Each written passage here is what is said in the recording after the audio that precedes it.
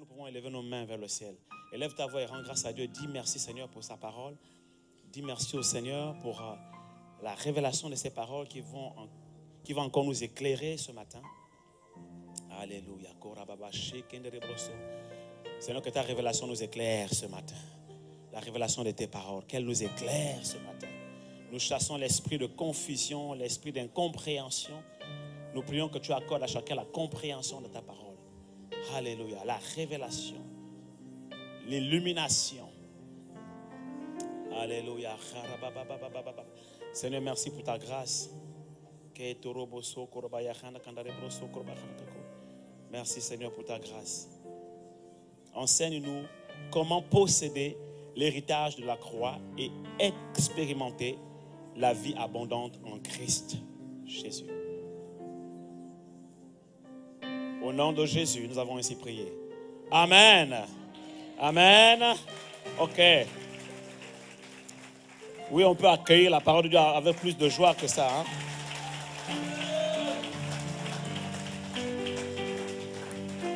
Ok, vous pouvez vous rasseoir dans la présence de Dieu. Souhaite à quelqu'un à côté de toi un très bon appétit spirituel. Car nous passons à table. Nous allons manger la nourriture spirituelle, celle qui vient d'en haut. Gloire à Dieu. Soyez bénis vraiment. Et vous êtes bénis d'être là au bénéfice de la grâce de Dieu. Donc, nous continuons avec la pensée de la conférence internationale des aigles. Le thème de la conférence internationale des aigles, vous le connaissez, vous vous en rappelez. Le thème était la révélation de la croix, n'est-ce pas? Et l'héritage de notre salut en Christ. Et après cette conférence, Dieu a mis sur mon cœur de continuer la pensée de cette conférence, même si on l'avait déjà commencé, cette pensée avant la conférence. Qui s'en souvient?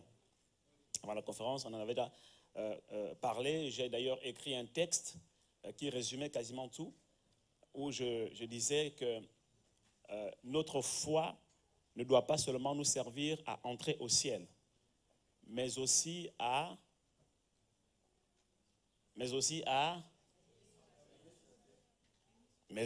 régner sur la terre. Très bien. Car il faut que notre spiritualité impacte notre société. D'accord? Donc on est très d'accord avec toutes les personnes qui enseignent que la vie chrétienne, le premier objectif doit être d'aller au ciel. D'accord? Mais on est aussi d'accord avec ceux qui enseignent que, étant sur la terre, nous devons régner sur la terre. En fait, les deux objectifs sont divins et sont prioritaires. C'est-à-dire que nous sommes créés pour aller au ciel, mais si Dieu nous avait créés que pour aller au ciel, il ne nous aurait pas envoyés sur la terre. Il nous aurait gardés au ciel, tout simplement. Mais s'il nous a envoyés sur la terre, c'est parce que dans son plan divin, il avait prévu pour nous des bonnes œuvres qu'il a préparées d'avance afin que nous puissions les pratiquer sur la terre. Et ces œuvres sont des œuvres en faveur du salut de l'humanité. C'est pour sauver les âmes. C'est pour cela que nous sommes sur la terre. Nous sommes sur la terre pour répandre le règne de Christ, qui consiste déjà à sauver les âmes, parce que le règne de Christ n'est rien d'autre que son influence dans les cœurs, dans les consciences, dans les pensées. Et nous étions tous errants, chacun suivait sa propre voie, et comme beaucoup de païens aujourd'hui. Dans le monde, il y a beaucoup qui sont encore dans le monde païen et qui sont des pasteurs, des évangélistes, des prophètes, des chantres, etc., des adorateurs du Seigneur, mais qui sont égarés, comme nous étions. Nous étions tous loin du Seigneur, égarés, chacun suivait sa propre voie. Donc, Dieu envoie ses messagers pour nous sortir de ces mauvaises voies, afin que nous puissions l'adorer, afin que nous puissions le servir. C'est pourquoi Dieu envoie Moïse et il dit à Pharaon, il dit, va dire à Pharaon, laisse aller mon peuple, afin qu'il me serve. D'autres versions disent, laisse aller mon peuple, afin qu'il m'adore. Le Pharaon ici, c'est l'image du diable. Et l'Égypte, c'est l'image du monde. Et beaucoup sont dans le monde. Et ils sont sous l'emprise de l'esclavage de Pharaon, le diable. Alors Dieu nous envoie. Il nous envoie comme des messagers pour dire, Pharaon, Satan, laisse aller mon peuple, afin qu'il me serve, afin qu'il m'adore. Alléluia. Donc il y a plusieurs adorateurs qui sont dans le monde, qui sont perdus, et nous sommes envoyés sur la terre pour aller les sauver. Nous sommes ici sur la terre pour sauver le maximum de personnes, pour dépeupler l'enfer et peupler le ciel. Comme ça, quand Jésus-Christ arrive, nous allons tous monter au ciel dans la joie, n'est-ce pas? C'est pour cela que d'ailleurs, il est écrit que cette bonne nouvelle de l'évangile sera prêchée dans le monde entier pour servir de témoignage. Ensuite viendra la fin.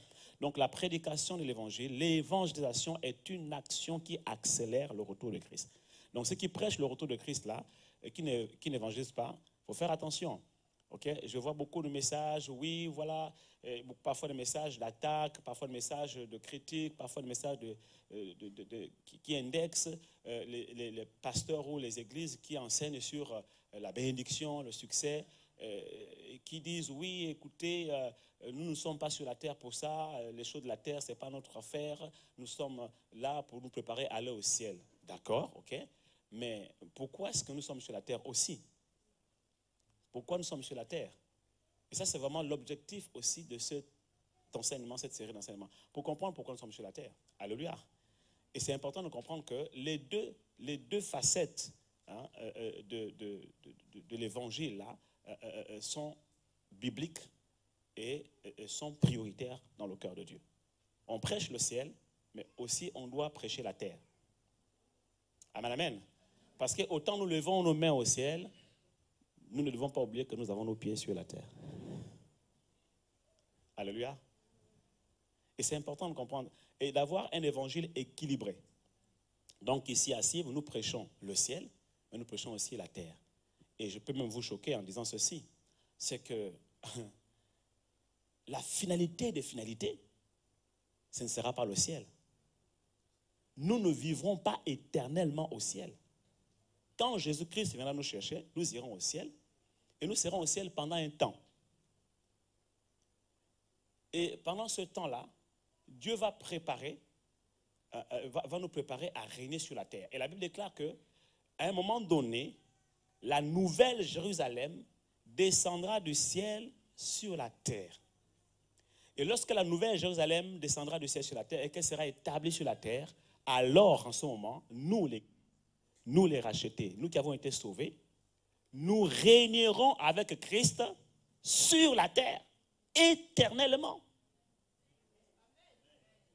Donc le plan initial de Dieu est que l'homme règne sur la terre. Voilà pourquoi il avait créé Adam et Ève. Il leur a donné la terre. Et il est écrit d'ailleurs que les cieux sont les cieux de l'Éternel. Mais il a donné la terre aux fils de l'homme, aux hommes. Le ciel appartient à Dieu et la terre nous appartient. Mais le premier Adam a échoué. Le deuxième Adam est venu pour nous redonner la victoire et la possession de la terre. Nous allons avoir un temps de transition au ciel, mais le plan initial de Dieu demeure toujours. Il n'a pas renoncé à ce plan initial. À un moment donné, il nous refera descendre sur la terre et nous régnerons éternellement sur la terre. Quelqu'un ici acclame le Seigneur. Alléluia. Alléluia. Donc, ceux qui veulent rapidement évacuer la terre, là, il faut savoir que la terre nous appartient. Et nous devons posséder la terre. Et par la grâce de Dieu, par le sacrifice de la croix, Dieu nous donne déjà la grâce de vivre les prémices à travers le Saint-Esprit. Parce que le Saint-Esprit est le gage de notre héritage. C'est important de comprendre que le Saint-Esprit nous a été donné aussi pour nous permettre d'entrer en possession de notre héritage. Parce que c'est lui qui est le gage de notre héritage. Alléluia.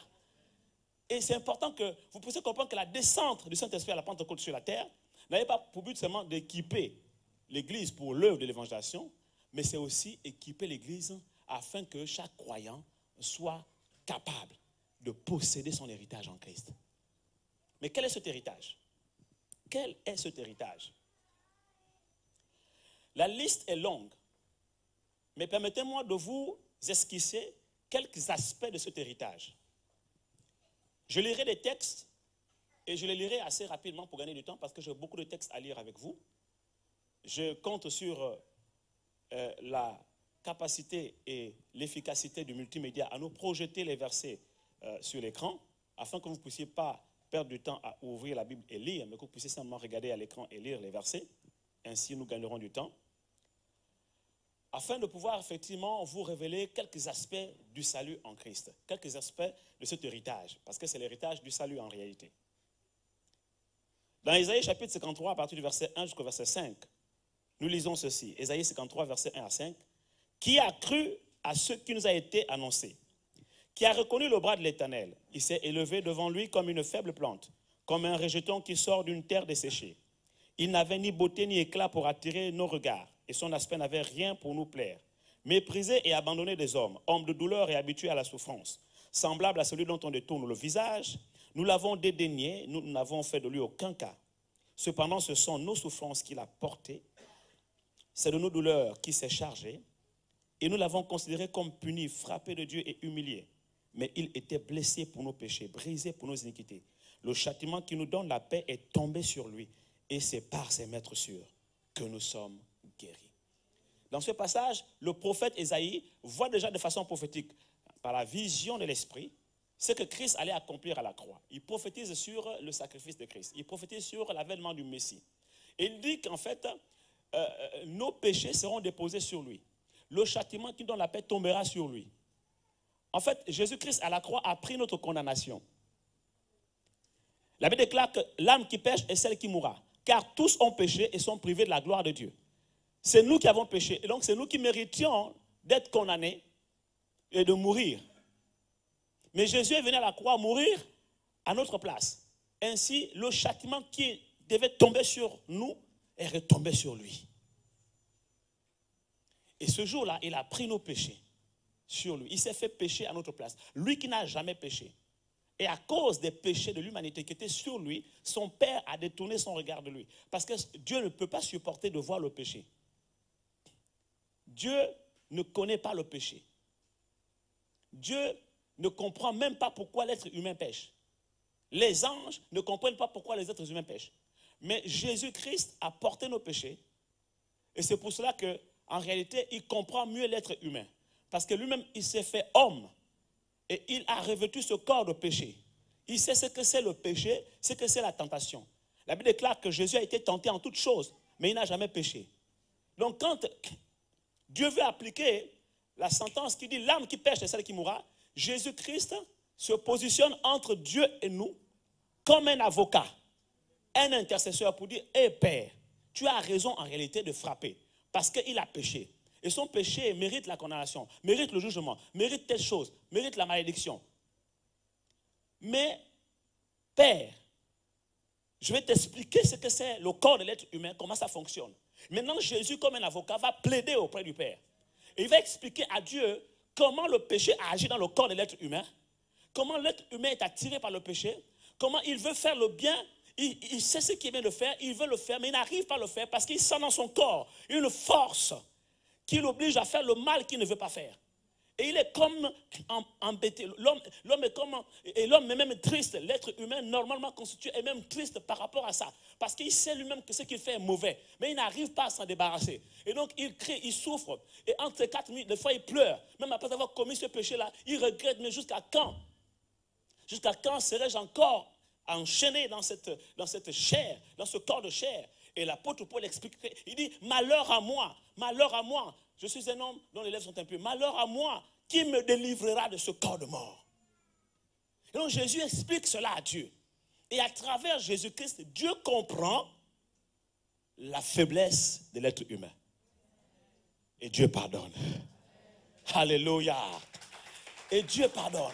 Ça, c'est le rôle que Jésus joue, l'avocat, l'intercesseur auprès du Père. Alléluia. Parce qu'il connaît nos faiblesses.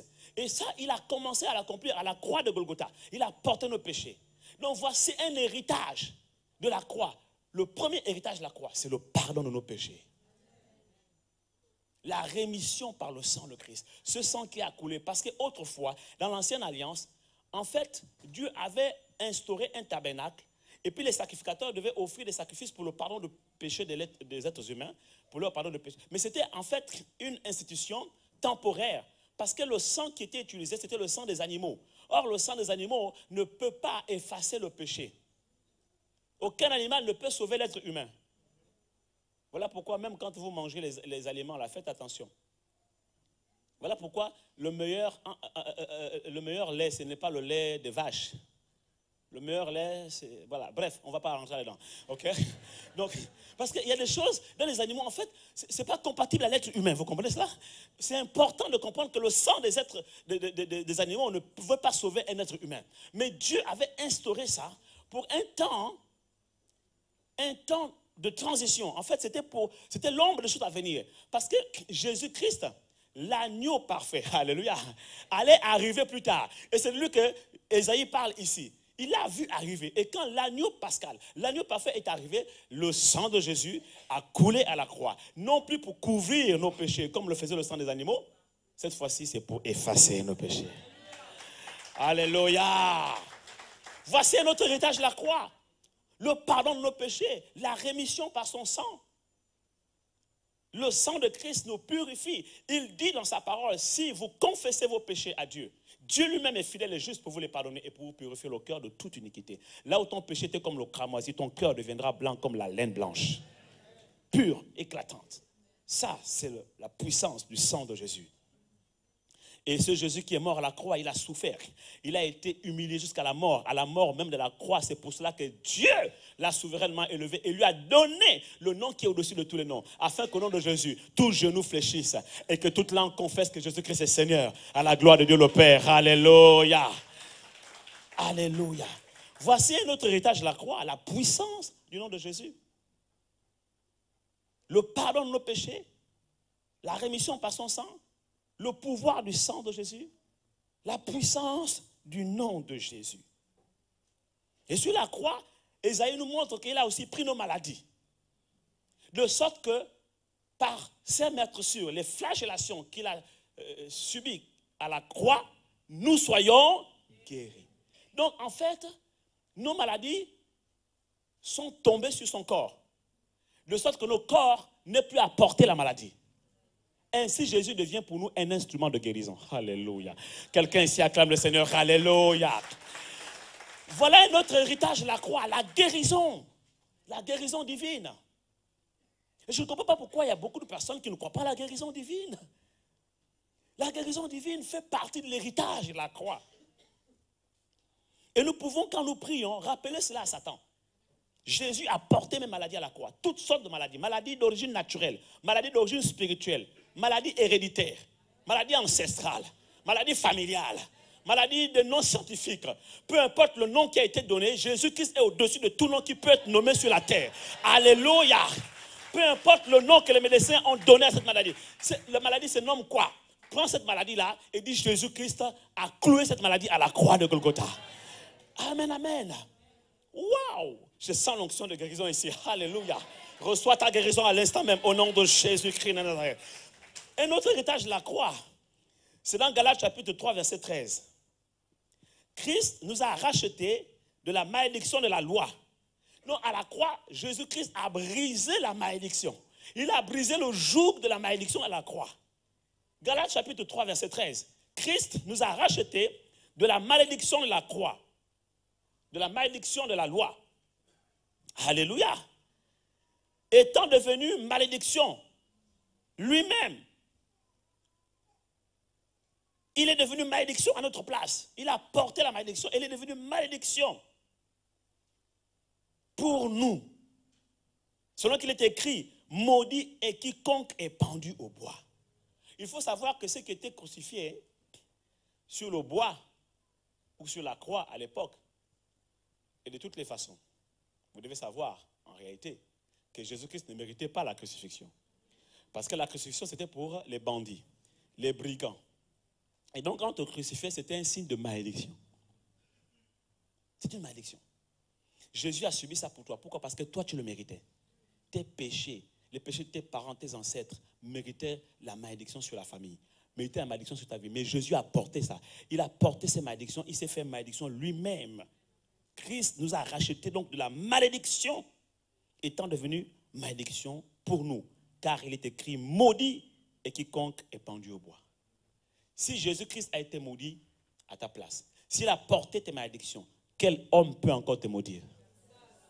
Oh, quelqu'un ici acclame le Seigneur. Alléluia. Et vous devez savoir que le sang de Jésus ne se limite pas qu'à effacer nos péchés. Le sang de Jésus agit au-delà de l'aspect spirituel. le sang de Jésus agit dans le spirituel, mais il agit aussi dans le naturel. Il agit dans ton esprit, il agit aussi dans ton âme et dans ton corps. Dans ton esprit, il va te sanctifier, il va te justifier pour que tu sois né de nouveau et que tu deviennes enfant de Dieu. Au moment où tu acceptes Jésus-Christ dans ton cœur comme Sauveur et Seigneur, ton nom est inscrit dans le livre de vie de l'agneau, tu deviens enfant de Dieu. On établit dans le ciel pour toi un acte de naissance. Tu es reconnu fils de Dieu, fille de Dieu. Ça, c'est spirituel. Mais le sang de Jésus va également agir dans ton âme. Pourquoi? Parce que ton âme a hérité des choses. Il y a des liens de l'âme. Et le sang de Jésus va agir également dans ton âme pour détruire et briser les liens de l'âme. C'est quoi les liens de l'âme? Les blessures intérieures. Le sang de Jésus guérit des blessures intérieures. Alléluia. Et les liens de l'âme, c'est quoi? Le manque de pardon. Pardonne afin que le sang de Jésus-Christ coule. C'est pourquoi il est écrit que nous devons nous pardonner mutuellement. OK? Afin que le sang de Jésus-Christ nous purifie et que nous soyons en communion mutuellement. Alléluia. Donc, le sang de Jésus va également agir dans ton âme. Pourquoi? Pour te restaurer. Parce que ton âme, une fois avoir été guérie des blessures intérieures, doit être restaurée. La guérison est une chose, mais la restauration en est une autre. La guérison, ça veut dire que tu as été guéri d'une blessure. Maintenant, les dégâts que la blessure a causés dans ton cœur doivent être réparés. On appelle ça la restauration. Quand tu restaures une maison, par exemple, c'est une mise en état neuf. OK? Donc, le sang de Jésus va restaurer ton âme pour remettre ton âme à l'état neuf. Quelqu'un ici acclame le Seigneur. Alléluia. Waouh! Le sang de Jésus aussi sanctifie tes pensées parce que l'âme, c'est le domaine des émotions, des sentiments et des pensées. Okay? De la culture dont on a parlé la semaine dernière, le dimanche dernier. Nos cultures, nos traditions, selon qu'on est africain, européen, américain, asiatique, selon qu'on est gabonais, ivoirien, antillais, français, toutes ces cultures-là qui ont en fait souillé notre âme et qui empêchent à notre âme d'avoir la juste compréhension de la pensée de Dieu. Okay? La Bible déclare que ce sont des raisonnements hautains parfois, de forteresses qu'on a héritées de nos ancêtres, notre vaine manière de vivre qu'on a hérité de nos pères. Vous comprenez cela? Le sang de Jésus vient laver notre pensée. Alléluia. Il lave nos pensées, il lave notre âme, il lave tout. Le sang de Jésus nous sanctifie et nous libère de tout l'héritage culturel. Quelqu'un ici acclame le Seigneur. Alléluia. Héréditaire, ancestral, qui n'est pas conforme à la pensée de Christ. Le sang de Jésus restaure, renouvelle ton intelligence. Alléluia. Le sang de Jésus est puissant, bien-aimé. C'est pourquoi la Bible déclare que, en fait, ce sang nous purifie des souillures de la chair et de l'esprit. L'esprit, c'est dans l'esprit, on l'a vu tout à l'heure. Mais l'âme, c'est aussi un domaine de la chair, tout comme le corps. Donc, le sang de Jésus agit dans l'esprit et dans la chair. Alléluia. Il agit dans l'esprit, dans l'âme et dans le corps, afin de nous libérer de toutes les souillures. Et nos cultures, parfois, peuvent être des souillures. On a vu comment Jésus-Christ a été confronté au levain des pharisiens. Le levain des pharisiens, cet esprit de malice, de contestation, cet esprit hypocrite, plein d'hypocrisie, cet esprit méchant. Ok? C'est pourquoi même quand l'apôtre Paul parle de la Sainte Seine, il dit prenez le repas du Seigneur avec du pain sans levain, qui est le symbole de la pureté et de la sainteté. Parce que le levain, c'est le symbole de la méchanceté. Et Jésus parle du levain des pharisiens. Okay? Parce qu'ils avaient une culture religieuse. Mais cette culture religieuse-là, en fait, c'était une culture héréditaire aussi. Ils ont hérité ça de leur père. Il faut savoir qu'en réalité, cette culture religieuse était aussi une culture traditionnelle. C'était la tradition des Juifs. Il y avait un mélange des traditions des hommes, les coutumes des hommes, leurs us et coutumes. Tout était mélangé. Et il y avait plusieurs écoles à l'époque. L'école des pharisiens, l'école des scribes, des sadducéens. Et tout ce monde-là a fait la guerre à Jésus. Pourquoi? Parce que Jésus venait avec une autre pensée, celle d'en haut. Mais leur culture, leur conception, leur tradition était un obstacle à la réception du message de Jésus-Christ. Et ils ont persécuté Jésus. Ils l'ont crucifié. Ils l'ont mal compris. Parce qu'ils n'avaient pas la révélation. Pourquoi? À cause de ce qu'il y avait là-dedans. Mais le sang de Jésus purifie ce qu'il y a là-dedans. Quelqu'un ici acclame le Seigneur. Alléluia. Le sang de Jésus lave nos consciences, lave nos pensées de toute souillure de la chair et de l'esprit. Et nous donne la grâce d'avoir accès au mystère de la croix, la révélation de la croix. Alors j'aimerais parler à un Africain ici. Oui, parce que mes frères africains, beaucoup croient encore à la malédiction. Laisse ton grand-père dans sa tombe. Laisse ton oncle dans sa tombe s'il est mort. Laisse tes aïeux, tes ancêtres là où ils sont. Tu es né de nouveau. Christ a pris à la croix tes malédictions. Christ a racheté la malédiction, étant lui-même devenu malédiction pour toi. Tu es maintenant désormais délivré du joug de la malédiction. Je vais encore le dire parce que je sens que c'est dur. C'est pas facile parce que lorsqu'on a été colonisé pendant des siècles par une pensée, ce n'est pas juste comme ça, en le disant que ça peut passer. Parfois oui, mais parfois il faut marteler. Et la parole devient comme un marteau. Poum, poum, poum, on va marteler. Quelqu'un ici acclame le Seigneur, alléluia. Jusqu'à briser le roc des raisonnements hautains. Tu n'es pas maudit. Regarde, même quand Adam et Ève ont péché, quand Dieu leur parle, ça c'est ma révélation. Après, d'autres pasteurs prêchent autre chose. Ça n'engage que. Moi, je prêche ma révélation que le Saint-Esprit m'a donnée. Quand je lis les Écritures, la Bible déclare que Dieu parle aux trois concernés, aux trois coupables. Il commence par le serpent. Et quand il parle au serpent, il prononce bien le mot maudit. La Bible utilise bien le verbe maudire. Il est écrit que Dieu maudit le serpent. Alléluia. Maintenant, quand il parle à la femme, et quand il parle à l'homme, la Bible n'utilise plus le verbe maudire.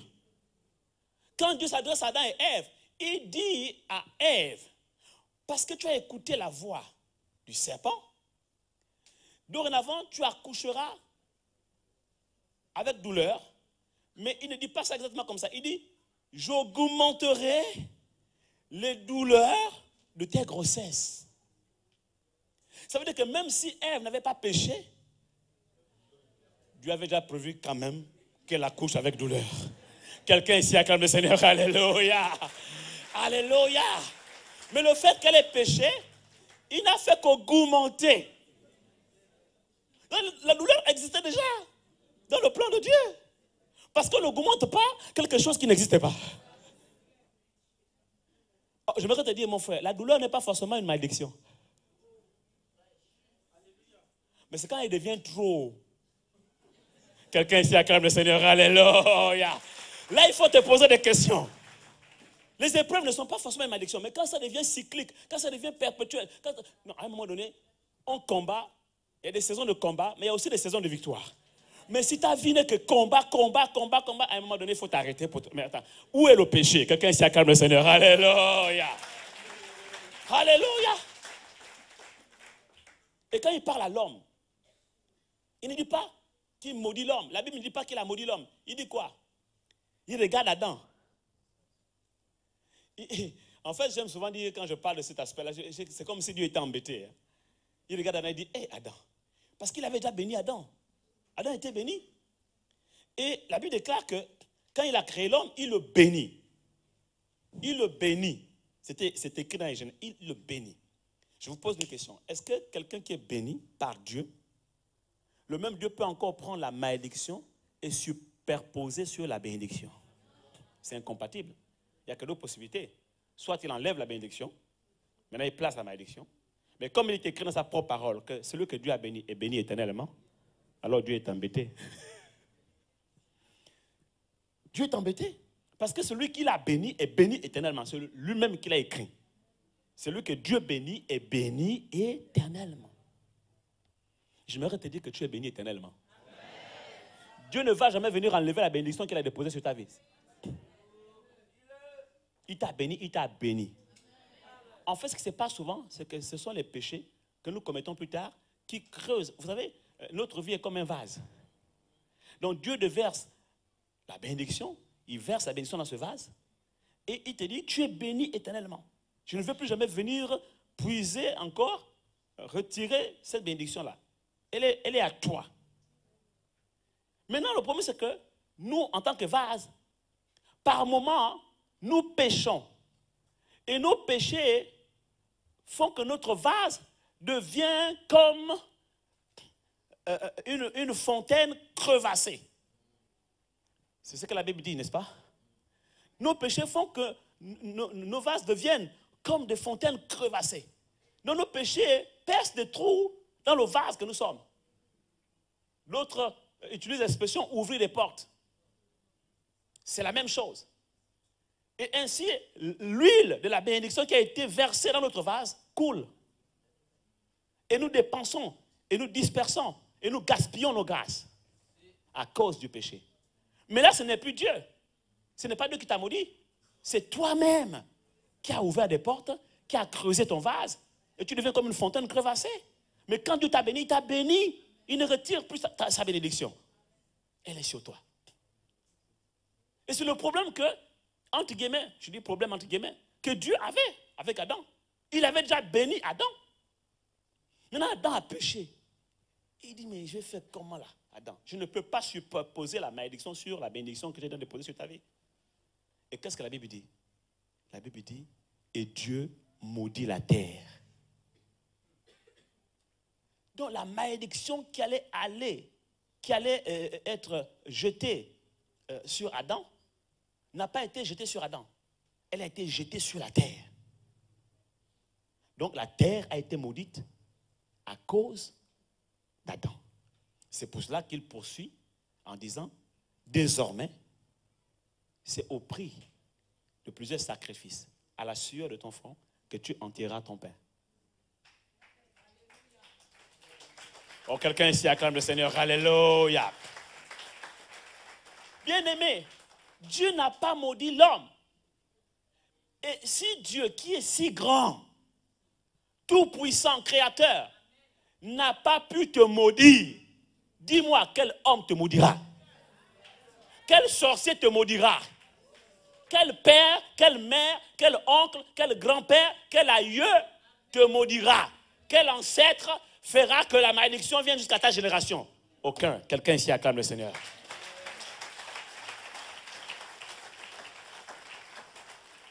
Je déclare sur ta vie que tu n'es pas maudit, mais tu es béni au nom de Jésus. Alléluia. Christ a pris nos malédictions à la croix. Waouh. Nous sommes bénis. Ça, c'est un héritage à préserver. On va voir tout à l'heure comment, justement, entrer en possession de cet héritage. C'est un héritage à déclarer, à préserver, à déclarer. Face à l'adversité, face aux persécutions, face aux doutes, face à la peur, à la crainte, face aux conceptions erronées, aux mauvais enseignements qui font peur. Parce qu'il y a beaucoup de personnes aujourd'hui qui se disent serviteurs de Dieu, mais qui ne prêchent pas la foi. Vous savez que la foi, le contraire de la foi, c'est la peur. Quand vous entrez dans une église, ou bien vous écoutez un pasteur qui vous prêche un message qui vous fait peur, sortez de cette église. Parce qu'il ne prêche pas la foi. La foi ne fait pas peur. La foi, au contraire, te donne de l'assurance. Car la foi est une ferme assurance des choses que l'on espère, une démonstration de celles qu'on ne voit pas. La foi te sort du doute, de la peur, de la crainte de l'homme. Car la crainte de l'homme t'a un piège. Maintenant, la foi peut produire en toi la crainte de Dieu. C'est normal. C'est différent de la peur. On n'a pas peur de Dieu. On craint Dieu. La crainte n'est pas une peur. La crainte de Dieu n'est pas une peur. C'est un sentiment divin qui t'amène à avoir de la révérence et du respect envers la personne de Dieu et envers les choses sacrées que Dieu a prescrites dans sa parole. Ça, c'est la crainte de Dieu. Elle te pousse à la sanctification. Elle t'amène à aimer Dieu et à haïr le mal. D'accord? Mais les églises, on prêche les démons partout. On voit les démons partout. On vous amène dans des messages, des enseignements où vous êtes plus conscient de l'existence des démons que de la présence de Dieu. Sortez de ces églises. Venez à Sive. Quelqu'un ici acclame le Seigneur. Alléluia. Parce qu'à Sive, on prêche la foi. Et la Bible déclare que mon juste vient par la foi. Alléluia. Et ça c'est important. Et la foi est celle qui sauve. Donc, ça veut dire que les gens qui vont dans ces églises-là courent le risque de ne pas être sauvés. Ils voient les démons partout.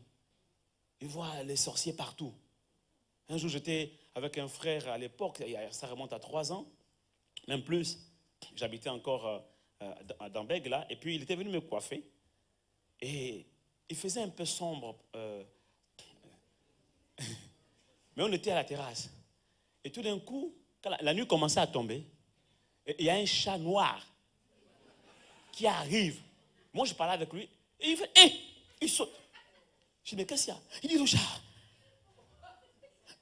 Un chat noir, il précise, un chat noir. Moi, je regarde le chat, je trouve qu'il est beau. C'est une belle créature. Je dis, mais pourquoi tu as peur du chat? Il dit, hé, la nuit, comme ça, il y a un chat qui arrive. En plus, c'est un chat noir. Ça, c'est la sorcellerie. Je dis, mon Dieu. Je dis, mais c'est une créature. Dieu a créé les êtres humains, les animaux, avec des couleurs différentes pour que ça fasse beau, que ça fasse joli. Si votre enfant fait un coloriage, un dessin avec une couleur unique, bon, par esprit ou sentiment de fierté parentale, vous allez certainement l'encourager. Vous avez compris qu'il faut éteindre votre téléphone quand vous rentrez ici. Ou au mieux, pour le dire poliment et gentiment, n'oubliez pas d'éteindre votre téléphone après le culte. Non, n'oubliez pas de rallumer vos téléphones. C'est mieux comme ça. N'oubliez pas de rallumer vos téléphones au sortir du culte. Ça va, c'est bon? Voilà. Donc il avait peur. Il avait peur. Moi, j'ai dit non. C'est une belle créature que Dieu a faite. Pourquoi je vais voir en lui un sorcier? Tu es libéré de la malédiction au nom de Jésus. Tu es libéré de la peur au nom de Jésus. Tu es libéré de toutes ces choses. Et je vous dis, sortez de cet évangile qui crée la peur.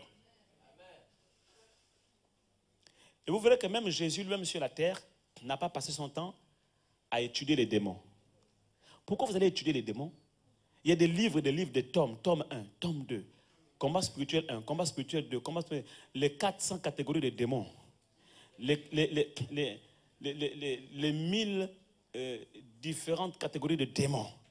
Tu as le temps d'étudier 400, 1000 catégories de démons. Tu ne connais même pas un seul verset qui te révèle qui est Christ, une seule facette de Christ. Tu as du mal à connaître Christ, mais tu prends tout ton temps à connaître les démons. Or, la vie éternelle n'est pas de connaître les démons, ni le diable. La vie éternelle est de le connaître, lui le seul vrai Dieu. Alléluia! Et c'est lui qui l'a envoyé, Jésus-Christ, son Fils. Vous savez, ce n'est pas la peine de chercher à connaître le diable et les démons. Vous allez facilement les reconnaître s'ils viennent à vous ou s'ils s'attaquent à vous. Pourquoi? J'ai souvent pris cet exemple ici. Les banquiers vous le diront. Un banquier bien formé n'a jamais été à l'école de détection de faux billets. Dans leur formation, dans leur parcours de formation, on ne leur a jamais appris à reconnaître un faux billet. Mais par contre, ils ont été exercés à manipuler les vrais billets. Et comme ils ont été en contact très souvent avec les vrais billets, à force de les manipuler, ils ont développé certaines sensibilités au toucher, qui fait en sorte que lorsqu'un faux billet tombe sur leurs mains, entre leurs mains, ils ont une sensation autre. Ils ressentent que non, ce billet n'est pas pareil que les autres. Et c'est ainsi, c'est en ce moment-là qu'ils vont mettre le billet dans le détecteur, le faux billet, pour s'assurer que c'est un faux ou un vrai billet. C'est là qu'ils ont l'assurance que c'est un faux billet. Mais pas avant. Qu'est-ce que je veux dire? Je veux dire que si tu passes tout ton temps à connaître les démons, tu perds ton temps. Tu auras du mal à connaître Dieu. Mais par contre, si tu connais le vrai, comme le banquier connaît le vrai billet et qu'il est habitué au vrai billet, si tu connais le vrai, Jésus-Christ qui est le vrai, qui a dit je suis le chemin, la vérité et la vie, si tu connais la vérité, le vrai billet, le jour où le diable sera en face de toi, ou viendra contre toi, tu reconnaîtras que c'est le diable. Parce que tu es habitué à Jésus. Tu es habitué au Saint-Esprit. Donc consacre-toi et ta vie à connaître Dieu, à connaître sa parole, à être dans sa présence. Et tu sauras discerner ce qui vient de Dieu, ce qui ne vient pas de Dieu. Quand l'ennemi viendra contre toi, tu sauras et tu sauras comment l'attaquer. On le verra tout à l'heure. Alléluia! Oh, acclame la parole de Dieu. Alléluia. Donc, mon frère africain, soit libéré de toute superstition au nom de Jésus. Bon, il n'y a pas que les Africains, hein, ok? Il y a les Caraïbes, il y a tout le monde maintenant aujourd'hui. Hein, c'est le cœur de l'homme, en fait. Que tu sois noir, blanc, etc. Le diable a réussi à infiltrer dans les consciences des êtres humains ces fausses doctrines qui font peur. Parce que même ici, c'est pareil. Il y a beaucoup de gens, j'ai rencontré beaucoup de frères et de sœurs de couleur blanche qui aussi sont dans ces choses-là. Ils voient les démons, ils voient... Voilà, on m'a dit, non, calmez-vous, ok? Calmez-vous, voilà. Vous savez, Jésus a dit, mieux valait pour vous ne pas connaître ces choses. Donc, il y a des choses qu'il vaut mieux ne pas connaître. Il y a des connaissances qu'il vaut mieux ne pas avoir. Voilà pourquoi Dieu a prohibé la connaissance du bien et du mal à l'être humain. Parce que il savait, Dieu lui-même, que ça ne lui rendrait pas service. Donc, il y a des connaissances que Dieu sait d'avance que ça ne te rendra pas service. Au contraire, ça va te faire pécher. Okay? Ça a été le cas quand l'être humain a eu accès à la connaissance du bien et du mal, il a péché. Quelqu'un me comprend ici? Mais il y a une connaissance, ou il y a des types de connaissances dont tu dois obligatoirement avoir accès. Auquel tu dois obligatoirement avoir accès. C'est la connaissance de Dieu.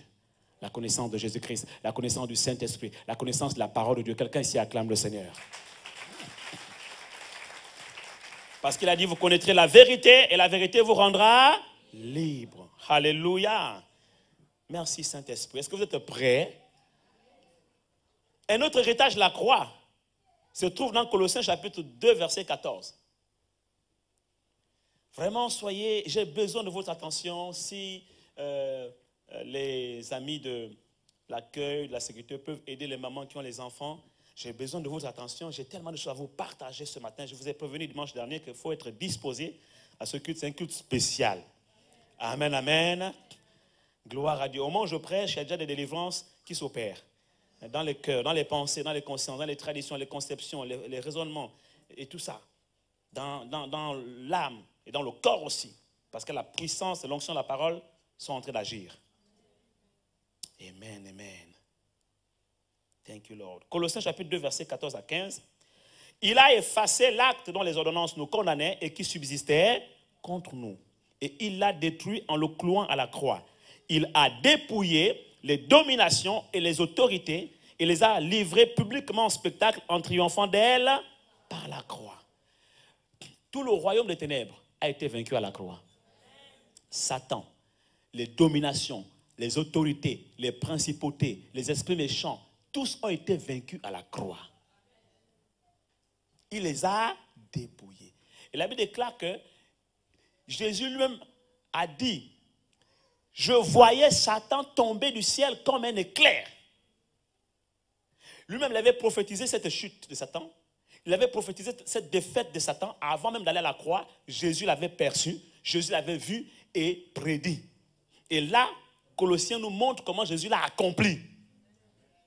Et non seulement Jésus l'a prédit et accompli, mais il rajoute, voici, je vous donne le pouvoir de marcher sur les serpents, sur les scorpions et sur toute la puissance de l'ennemi et rien ne pourra vous nuire. Alléluia. Oh, quelle belle promesse.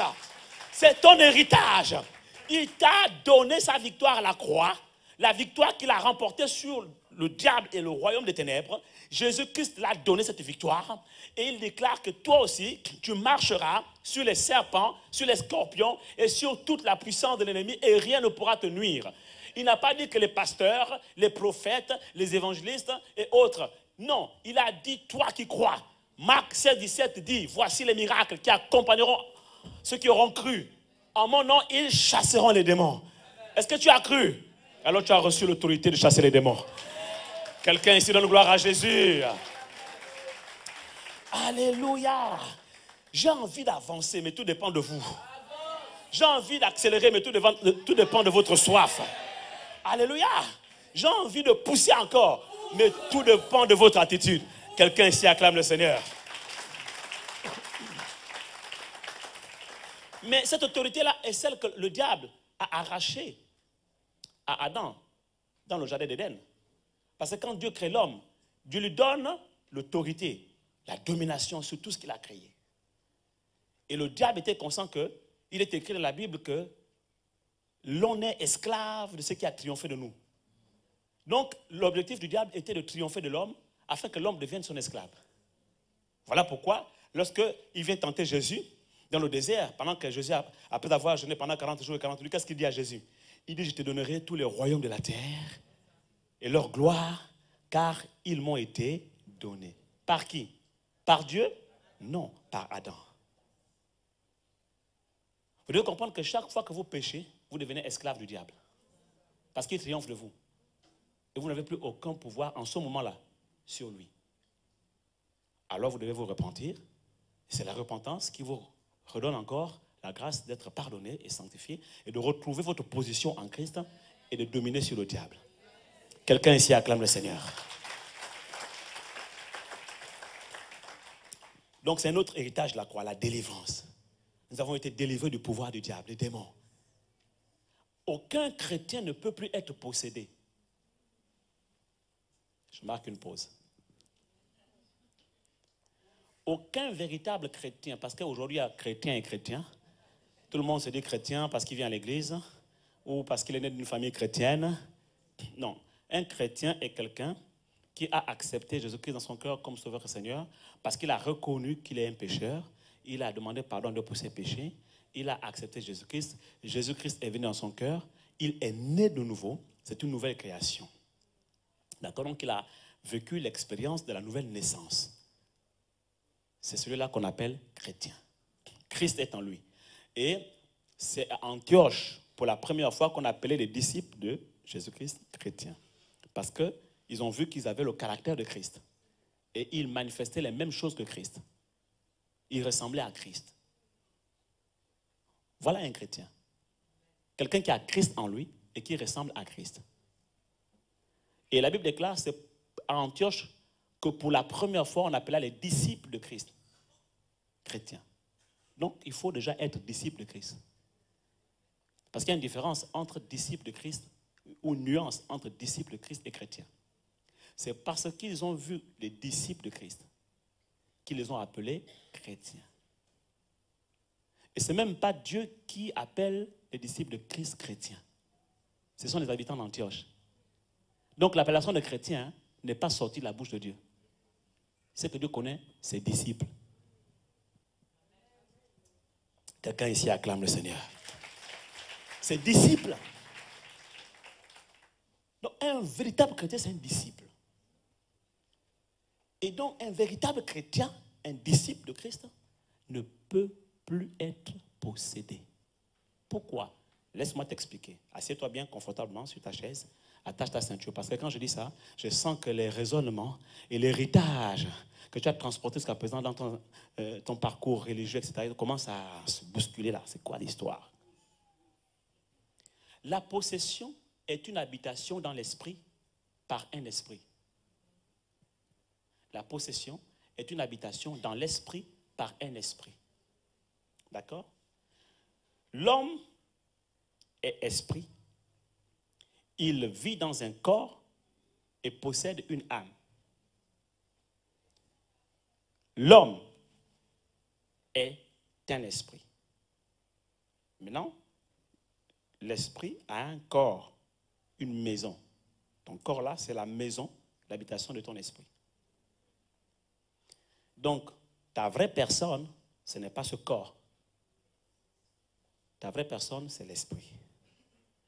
Maintenant, pour que l'être humain, l'homme, s'exprime, qu'il parle, qu'il ressente des choses, des sentiments, des émotions et tout ça, qu'il ait des idées, qu'il ait des conceptions, qu'il ait une raison, Dieu lui a donné une âme. Ok? Voilà. Donc l'âme va exprimer les choses ou les vertus de l'esprit. Quand l'esprit est bon, l'âme va exprimer des choses qui sont bonnes. Quand l'esprit n'est pas bon, l'âme, en bon serviteur, en bon exécutant, va exprimer la nature de l'être humain. Avant de connaître Jésus-Christ, ton esprit n'était pas habité par le Saint-Esprit. Vous m'écoutez? Donc la possession, quand on dit posséder, c'est un autre esprit qui vient habiter en toi, toi qui es esprit. le mauvais esprit vient habiter en toi. Ou en français courant, le mauvais esprit vient habiter dans ton esprit. Mais je n'aime pas trop dire dans ton esprit parce que ça fait comme si toi c'est autre chose et ton esprit c'est autre chose. Comme toi c'est l'esprit, le mauvais esprit vient habiter en toi. Toi l'esprit. C'est ça la possession. Et quand tu es né de nouveau, Jésus-Christ est arrivé. Mais ce n'est pas Jésus-Christ en chair et en os qui a marché sur la terre, qui allait à la croix, qui rentre dans ton cœur, genre le jour où tu acceptes Jésus-Christ, les pasteurs te font une opération chirurgicale et puis on ouvre. Non, ce n'est pas ça. Non, ce qui se passe, c'est qu'en fait, Jésus-Christ, voilà, il a accompli sa mission sur la terre. Il a dit, il est avantageux que je m'en aille, afin que le Saint-Esprit vienne. Si je ne m'en vais pas, le Saint-Esprit ne viendra pas, mais il est avantageux que je m'en aille. Pourquoi? Parce que si je ne m'en vais pas, vous ne pourrez pas être né de nouveau. C'est ça l'avantage du Saint-Esprit. Il fallait que Jésus parte pour que le Saint-Esprit vienne et que nous soyons nés de nouveau.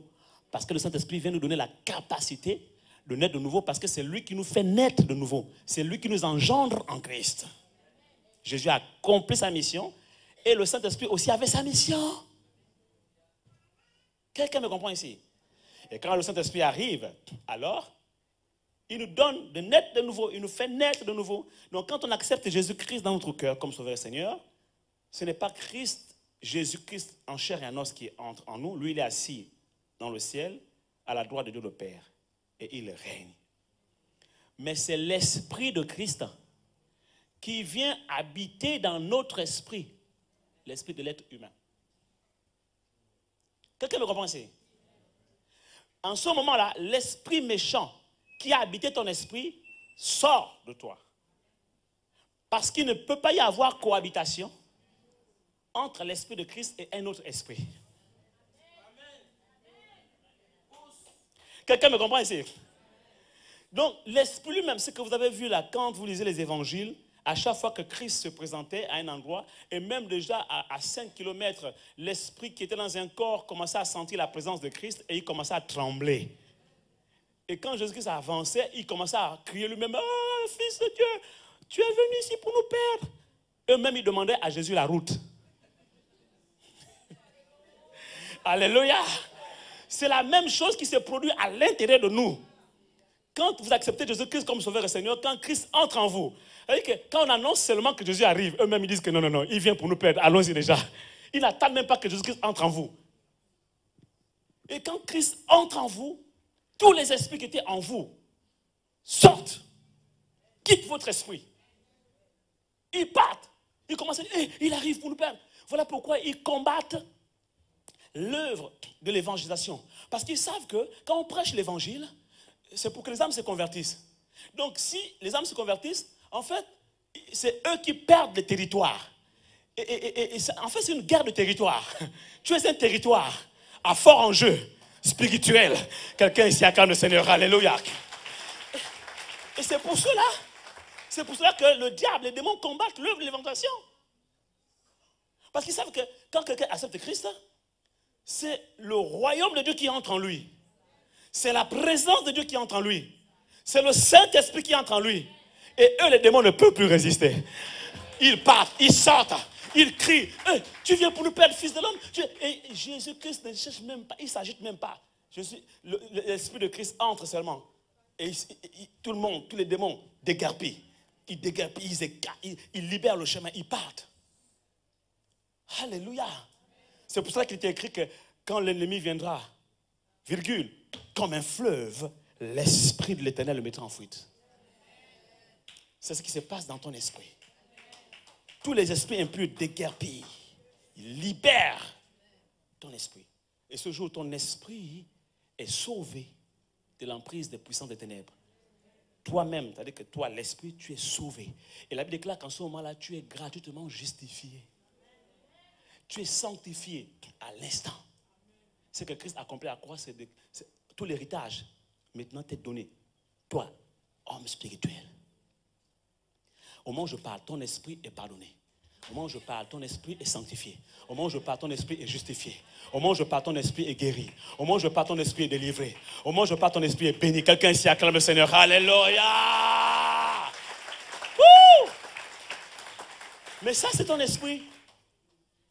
Mais en fait, c'est toi. Ton esprit, c'est toi. Donc, tu es pardonné. Tu es guéri. Tu es délivré. Tu es béni. Tu n'es pas possédé. Quelqu'un me comprend ici? Maintenant, tout ce qui est dans l'esprit là doit venir dans l'âme et toucher aussi le corps. C'est là où c'est difficile, mais pas impossible. Parce que j'aimerais vous expliquer comment c'est possible. Et je vais le faire. Qui veut que je le fasse? Amen, amen. Donc, un chrétien véritablement né de nouveau, authentique, n'est plus possédé. Il ne peut plus être possédé. Parce que l'Esprit de Christ habite dans son esprit. Et mieux encore, il y a une alliance entre toi, donc esprit, et l'Esprit de Christ. Parce que là, je viens d'expliquer cette facette de la nouvelle naissance où Christ entre en toi. Mais je n'ai pas expliqué l'autre facette de la nouvelle naissance où toi tu entres en Christ.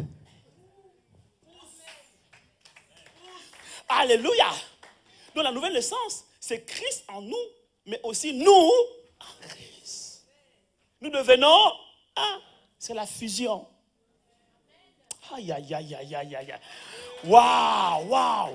La puissance de l'alliance de la nouvelle naissance, c'est ça. Vous devenez un avec Christ. C'est pourquoi l'apôtre Paul dit, ce n'est plus moi qui vis, mais c'est Christ qui vit en moi. Ouh! Quelqu'un ici acclame Jésus, alléluia. Alléluia. Voici ton état spirituel aujourd'hui. C'est que Christ a acquis à la croix pour toi. C'est pour cela que, dans cet état-là, tu habites un corps, n'est-ce pas? Ce corps, c'est une maison qui a des fenêtres, des yeux, qui a des oreilles, peut-être des portes. Celui qui est à l'intérieur de la maison, quand il veut regarder au dehors, il y a deux possibilités. Soit il ouvre la porte, soit il regarde par la fenêtre. Celui qui habite en toi là, Christ, quand il veut regarder le monde, il regarde à travers tes fenêtres, tes yeux. En ce moment, ce n'est plus toi qui regarde. Quand je regarde ma soeur là, ce n'est plus moi qui la regarde. C'est Christ qui te regarde. Lève-toi. Viens, viens là. Je fais une démonstration. Ce n'est plus moi qui vis.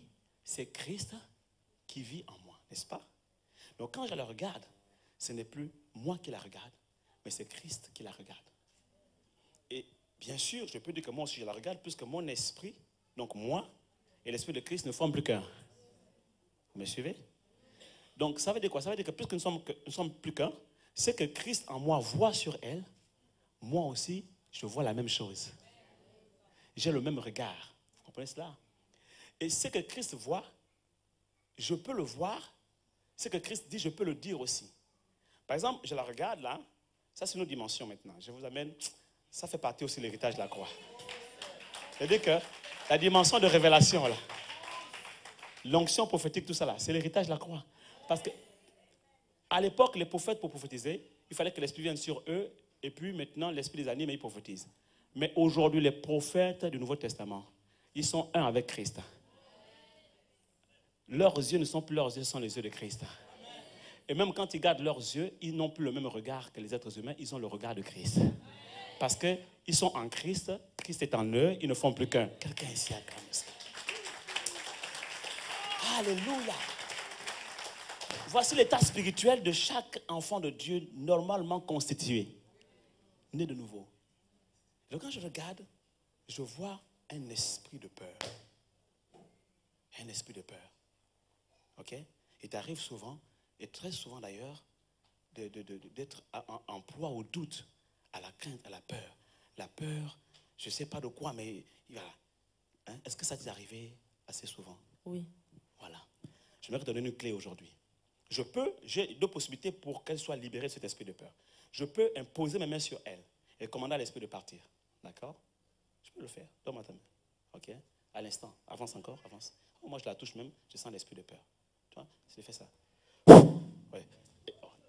Voilà. Reste là, c'est bon. Il s'en va. Il s'en va. Maintenant, maintenant. Sors. Au nom de Jésus.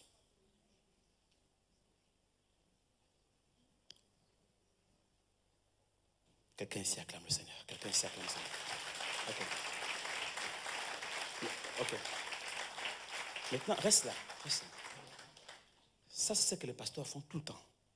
Ils prient pour vous, ils chassent, ils versent l'onction, etc. Ça, c'est une dimension, c'est bien. Je peux aller plus loin. Parce que quand elle sort d'ici, là, elle est libérée, hein? L'esprit est parti. Quand elle sort d'ici, l'esprit l'attend à l'extérieur. Comment faire maintenant pour qu'elle n'ait plus peur? Il faut maintenant que je lui donne la clé. Avance, ma fille. Reste là. Tu sais quoi? Le diable t'a fait croire, ou les hommes, ou les prédications, les enseignements que tu as écoutés, peut-être t'ont fait croire qu'un esprit de peur, c'est un esprit qui te donne la peur. Et beaucoup ont entendu ça. Un esprit de peur, c'est un esprit qui te donne la peur, qui crée en toi la peur. C'est faux. Chaque esprit a sa nature. Et le nom de chaque esprit révèle sa nature. Chaque esprit a sa nature. Et le nom de chaque esprit révèle sa nature. Un esprit d'alcoolisme, par exemple, c'est un esprit d'alcoolisme.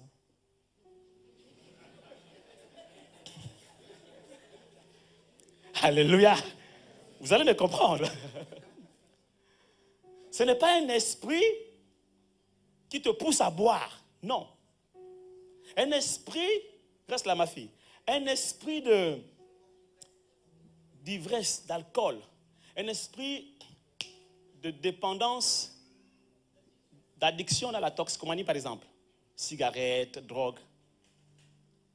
Tu crois que c'est un esprit qui te pousse à fumer? Non, non, non, c'est pas ça. C'est vrai que tu fumes beaucoup, bien tu bois beaucoup. Ce ne sont que les conséquences. Ce ne sont que les manifestations de cet esprit en toi. Mais ces manifestations révèlent quoi? Ces manifestations révèlent la nature de l'esprit.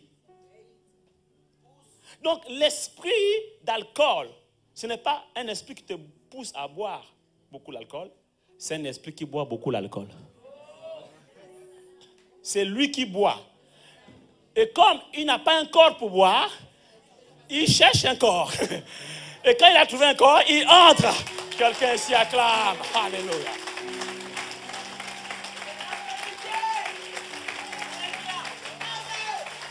Et toi, tu crois que c'est toi qui bois. Ce n'est pas toi qui bois. C'est le mauvais esprit.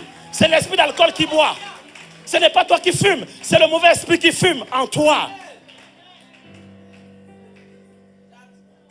Mais c'est ce qui se passe aussi avec Christ.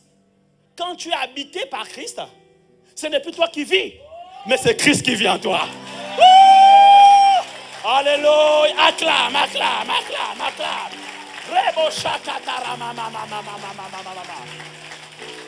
Le diable n'a rien inventé. Il ne fait que copier. Il n'a pas de corps, donc il a besoin d'un corps pour boire. Il a besoin d'un corps pour fumer. Il a besoin d'un corps pour pratiquer l'impudicité. Tout ce qui est impudicité, sexualité, hors mariage, fornication ou bien adultère, tout ça là. En fait, ce sont les esprits. Ils veulent faire ces choses-là, mais comme ils n'ont pas un corps qui leur permet de faire ces choses, ils empruntent des corps. Et vous devenez des instruments d'iniquité sans le savoir.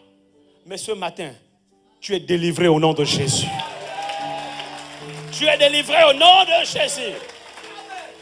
C'est pour cela qu'on le verra tout à l'heure. Fais attention à ce qui sort de ta bouche. Quand tu vois quelqu'un, tu dis, c'est un adultère. Hein? On dit adultère ou adultérien, je ne sais plus trop. C'est un fornicateur. Non, ce n'est pas lui. Il ne faut pas le cataloguer. Ce n'est pas son identité. Il ne faut pas... Ah, quelqu'un ici acclame le Seigneur. Alléluia. Alléluia. Hey. Écoutez, quand vous lisez la Bible, et que la Bible dit que Dieu enverra en enfer les adultériens, les fornicateurs, les menteurs. Tout de suite, on pense aux êtres humains. On se dit, ah, vraiment, tu as vu, hein? Frère, lis. Tu es un adultérien, tu es un fornicateur, tu iras en enfer. Non, Dieu n'a pas créé l'enfer pour les êtres humains. Oh my God. Dieu n'a pas créé l'enfer pour les êtres humains. Dieu a créé l'enfer pour le diable et ses démons. Alléluia.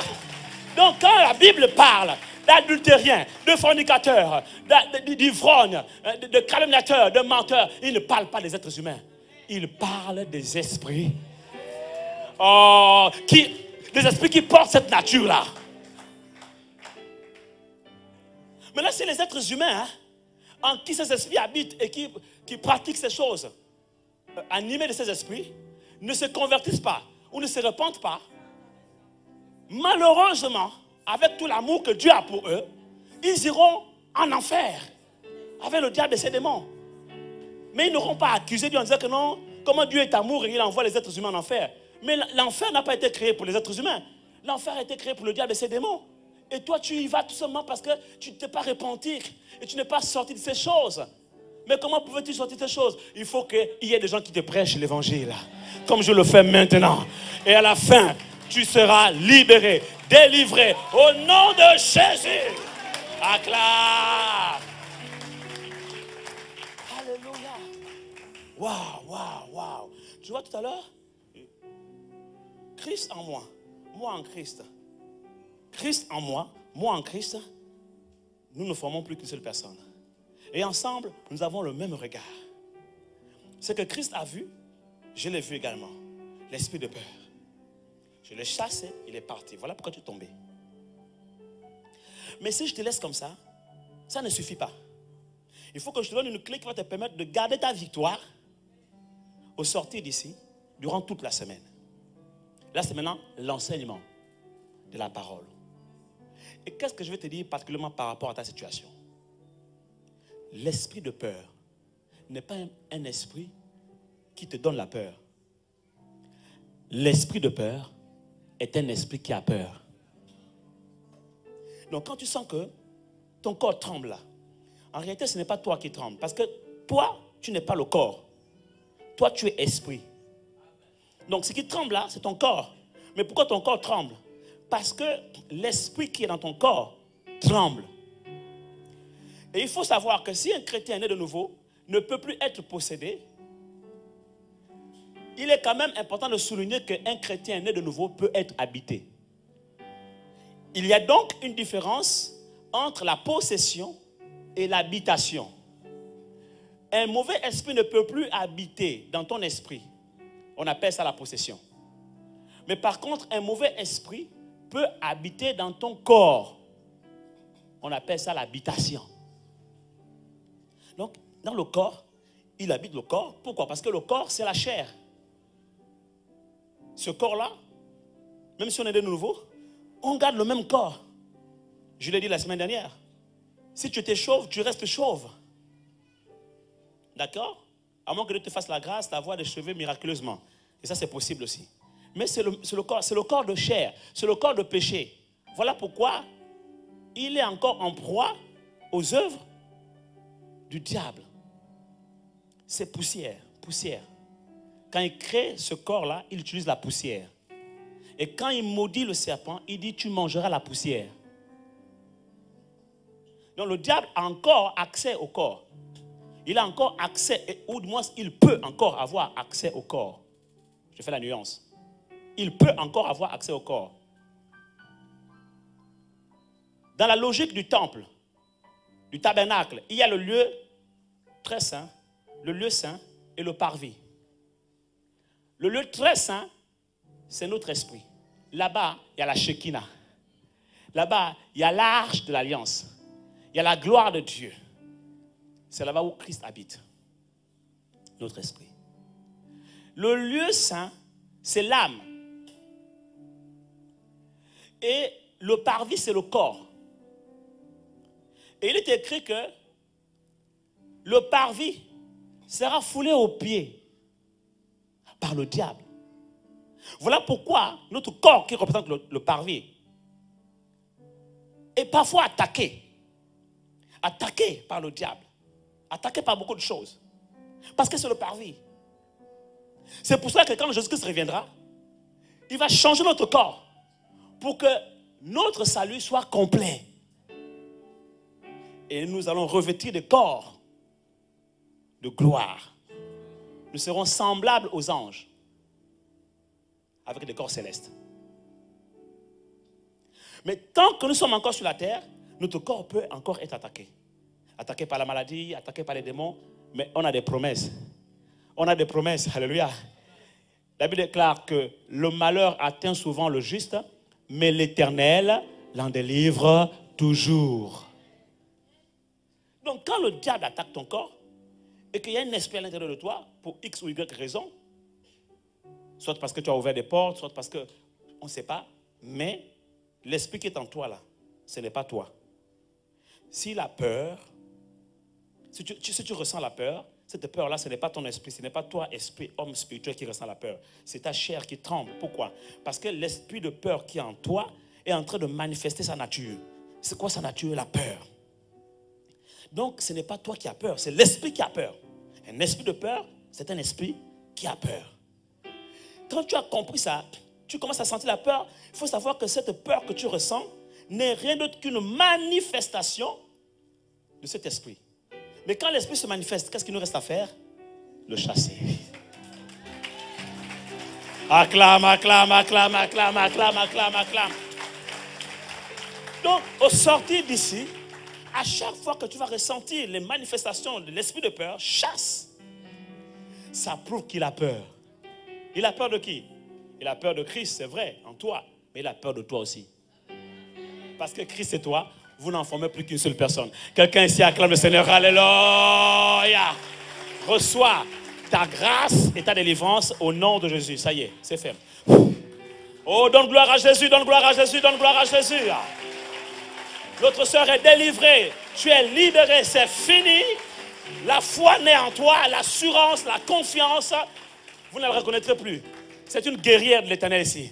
Une femme de feu, une femme de foi, une femme de prière, une femme d'onction, une femme de puissance. Quelqu'un ici acclame le Seigneur. Alléluia. Woo! Alléluia. Thank you, Lord.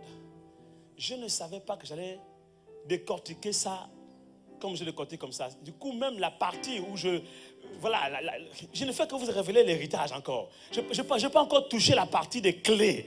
Que déjà, oh, quelqu'un ici acclame le Seigneur. Alléluia. Oh, ma sakandare maya sakatare mama mama mama mama. Thank you, Lord. Thank you, Lord. Merci, Saint-Esprit. Ça va la température? Gloire à Dieu. La liste est longue. La liste est tellement longue que je ne pourrais pas vous citer tous les éléments de l'héritage de la croix. Mais je vais citer un dernier élément avant de pouvoir vous montrer maintenant je vais citer deux derniers éléments avant de vous donner les clés. 2 Corinthiens chapitre 8 verset 9. 2 Corinthiens chapitre 8 verset 9. Écoutez ceci. 2 Corinthiens 8, 9. Car vous connaissez la grâce de notre Seigneur Jésus-Christ, qui pour vous s'est fait pauvre, de riche qu'il était, afin que par sa pauvreté, vous fussiez enrichis. Car vous connaissez la grâce de notre Seigneur Jésus-Christ, qui pour vous s'est fait pauvre, de riche qu'il était, afin que par sa pauvreté, vous fussiez enrichis. Waouh! Donc à la croix, Jésus a porté notre pauvreté. Et de riche qu'il était, il s'est fait pauvre à notre place, afin que nous soyons enrichis. Un autre héritage de la croix, c'est la richesse. Vous avez vu la différence de Amen? Mais c'est ce qui est écrit. Ça s'est passé où? À la croix. Car vous connaissez la grâce de notre Seigneur Jésus-Christ, qui pour vous s'est fait pauvre à la croix, de riche qu'il était, afin que par sa pauvreté vous fussiez enrichis. Donc, la pauvreté n'est pas un fruit de l'esprit.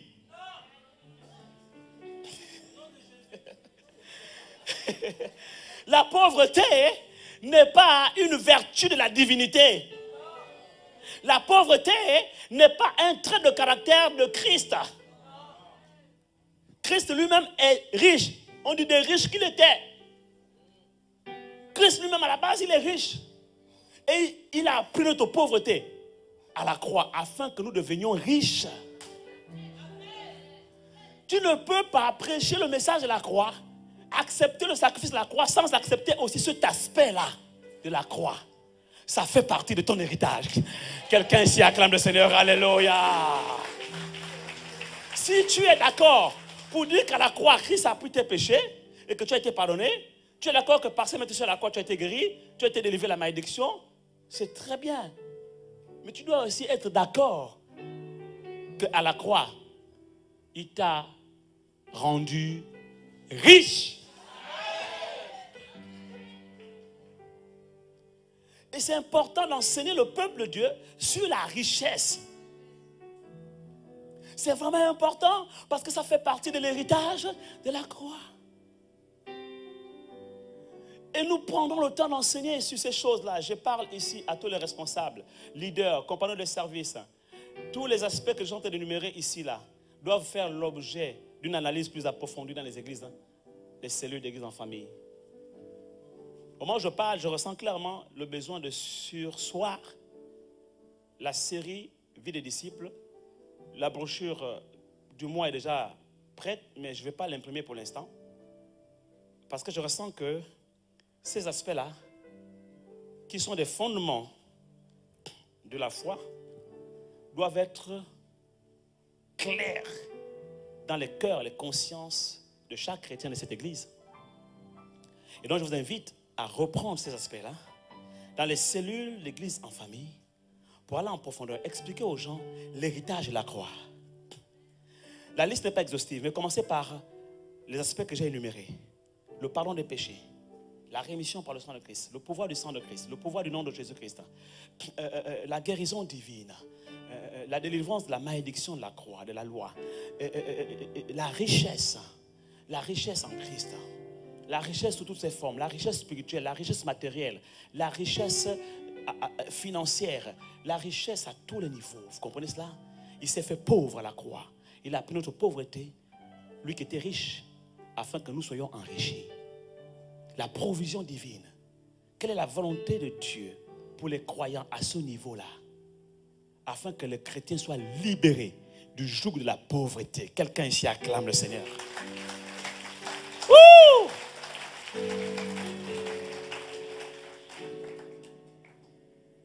Dieu ne nous a jamais enseigné dans sa parole le vœu de pauvreté.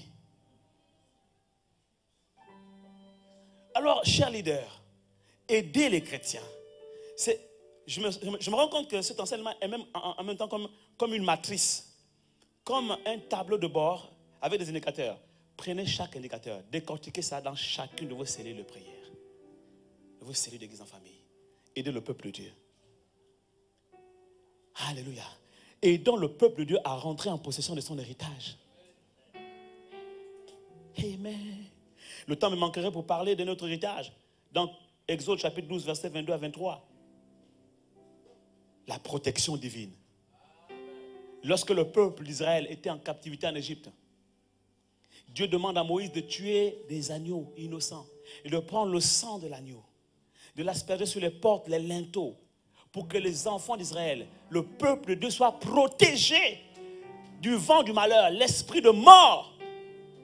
Quand l'esprit de mort, quand l'Éternel passait, parce que quand il passait, c'était pour exterminer. Okay? Et on pourrait dire aujourd'hui, quand l'esprit de mort passe dans les foyers, passe dans les églises, passe dans vos vies, et que l'esprit de mort voit la marque du sang de Jésus sur vos maisons. C'est quoi vos maisons? Oui, vos maisons sur le plan physique, là où vous habitez, d'accord. Mais vous-même aussi, votre corps est une maison. Le sang de Jésus est sur votre maison, sur votre front. L'esprit de mort passe outre et ne te touche pas. Je déclare que l'esprit de mort ne te touchera pas au nom de Jésus. Parce qu'il y a la marque du sang de Jésus sur ton front. Quelqu'un ici acclame le Seigneur. Oh Maya Shakata Remaya. Alléluia. Quelqu'un ici acclame Jésus. Amen.